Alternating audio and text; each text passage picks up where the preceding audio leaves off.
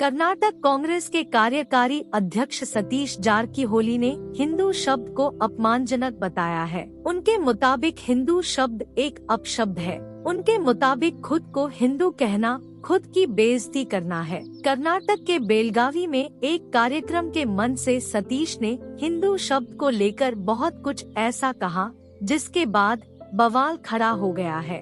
आइए जानते हैं कि हिंदू शब्द की उत्पत्ति कैसे हुई और इसका सबसे पहले जिक्र कहाँ मिलता है। वर्ष 2015 की प्यू रिसर्च के मुताबिक दुनिया के 170 से ज्यादा देशों में 110 करोड़ से ज्यादा हिंदू रहते हैं। वर्ष 2011 की जनगणना के मुताबिक भारत में 96 करोड़ हिंदू रहते हैं। हिंदू धर्म दुनिया का तीसरा सबसे बड़ा धर्म है। पहले नंबर पर ईसाई और दूसरे पर इस्लाम धर्म के मानने वाले हैं। दुनिया की 15.1% आबादी हिंदू धर्म को मानती है, जबकि दुनिया के 3 देश भारत, मॉरिशस और नेपाल हिंदू बहुल देश हैं। इसके अलावा Pakistan, Bangladesh, Sri Lanka, UK, US, Canada, Australia, Caribbean देशों में भी बड़ी संख्या में हिंदू रहते हैं। कहा यह जाता है कि पारसी धर्म की स्थापना आर्यों की एक शाखा ने 700 ईसा पूर्व में की थी। जोरास्टर नाम के पैगंबर ने इसे धर्म के तौर पर संगठित किया। इसमें अत्रि कुल के लोग थे। कहा जाता है कि पारसी लोगों को स शब्द के उच्चारण में दिक्कत होती थी, इसीलिए वो सकोह बोलते थे। ये लोग भारत में बहने वाली सिंधु नदी को हिंदू नदी कहते थे और इसके पूर्व दिशा में रहने वाले लोगों हिंदू कहने लगे। ऋग्वेद में भारत को सप्त सिंधु कहा गया है। सप्त का मतलब 7 और सिंधु का मतलब नदियाँ। सप्त सिंधु यानी 7 नदियाँ। इसको पारसी किताबों में हप्त हिंदू लिखा गया है।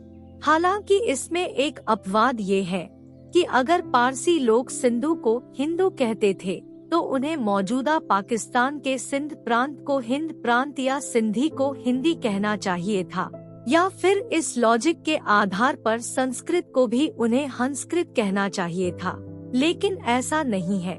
सच्चाई ये है कि हिंदू शब्द का जिक्र पारसी किताबों से पहले से ही मिलता रहा है। हिंदू शब्द का सबसे पहला जिक्र विशालाक्ष शिव द्वारा लिखित बारहस्पत्य शास्त्र में मिलता है। इसके अलावा वारामिहिर द्वारा लिखी गई बृहत संहिता में भी इसका उल्लेख किया गया है।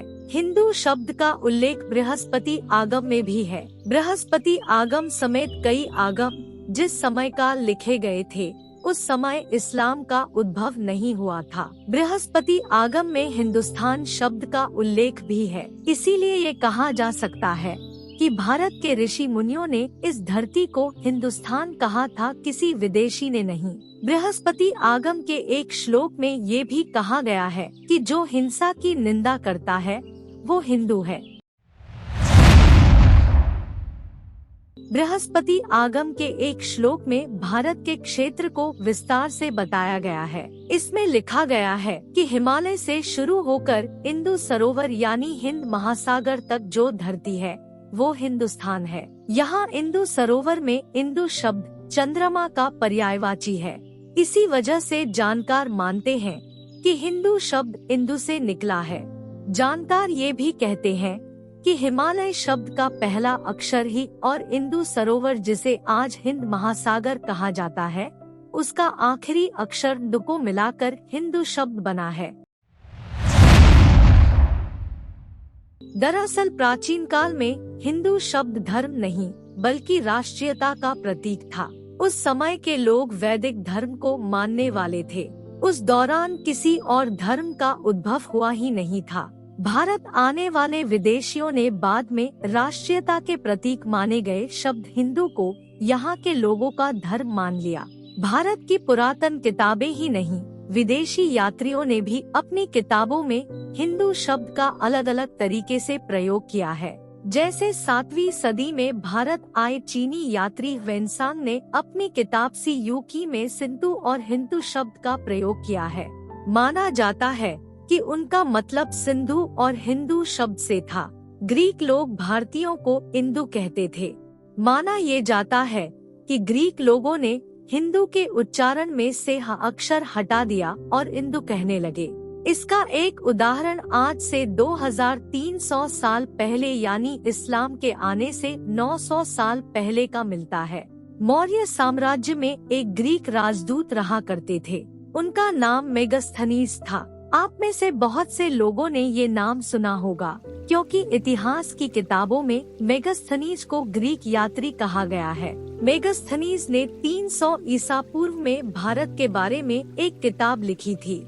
इस किताब का नाम इंडिका था। माना जाता है कि इंडिका शब्द भी इंदु से निकला हुआ है। मेगास्थनीज की ये किताब इंडिका अगले 500 सालों तक पश्चिमी देशों में भारत की जानकारी देने वाली सबसे महत्वपूर्ण किताब थी। इस किताब के आधार पर पश्चिमी देशों के लोगों ने सिंधु नदी को इंडस रिवर और भारत को इंडिया कहना शुरू कर दिया। तो इससे यही पता चलता है कि हिंदू शब्द इस्लाम के आने से कई 100 साल पहले से ही प्रचलित था। हालांकि अपने अपने क्षेत्र और भाषाओं के हिसाब से सबने इसका अलग अलग उच्चारण किया। इसको किसी ने हिंदू, किसी ने इंतु और सिंतु कहा, तो किसी ने इंदु कहा। लेकिन ये सारे शब्द भारतीय शब्द हिंदू के ही अपभ्रंश रहे हैं। ये कहना कि हिंदू शब्द विदेशियों का दिया हुआ शब्द है, तो ये अल्प ज्ञान ही कहा जाएगा।